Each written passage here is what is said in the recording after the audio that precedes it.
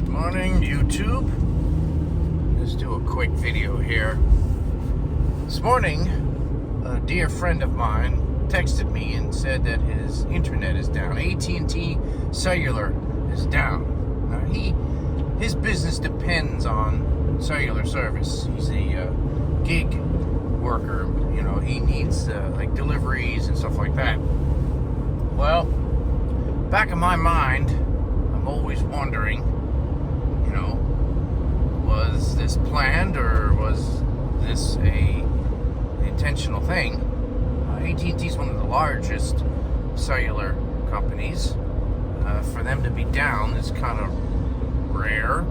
I mean, they have backup towers everywhere. I'm surprised. Back in my mind, really, I start thinking was it an EMP? EMP stands for electromagnetic pulse. And what that is it can be caused two ways. One can happen naturally from the sun. You know, the sun blasts out some solar flare directed at Earth, wipes out all electronics on Earth, or at least in the path of it.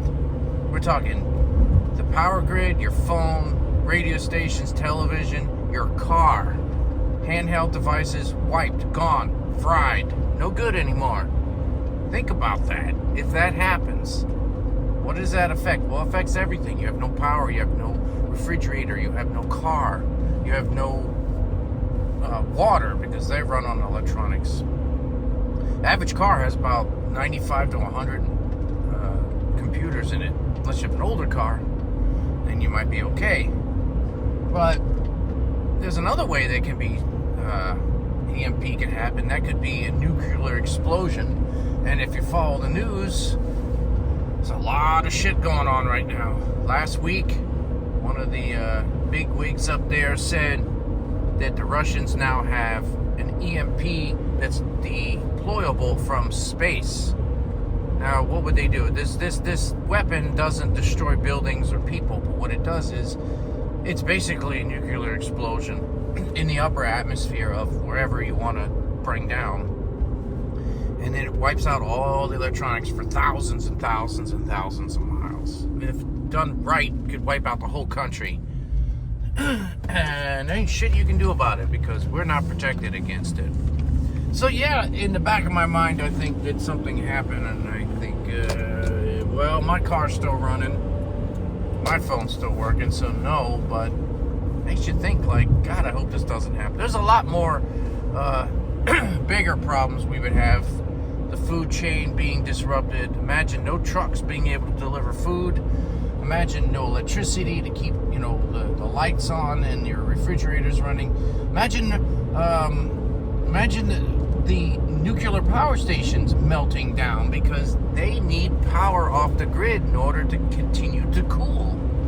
So, I mean, people don't know this, but we'd be screwed. So if you don't know anything about this, I would highly suggest you do some reading. Check out YouTube videos or whatever. At least until they start censoring that. This is all published by the government, NASA, and it's like, there's nothing that, these people are doing to protect us against this. Our grid should be fortified against this shit. So, if you're at work one day and everything goes dark and your cell phone is dead as well, and go outside and your car doesn't start, we've been hit with an EMP. What do? Well, start walking. And maybe that 35-40 minute drive that you do to work is now going to take you 6 to 8 hours to walk home. Because there's no other way. Your car's not done. All the cars are going to be stranded. Just imagine that. Most people can't even walk 2-3 miles, let alone 6. So maybe you ought to think about it.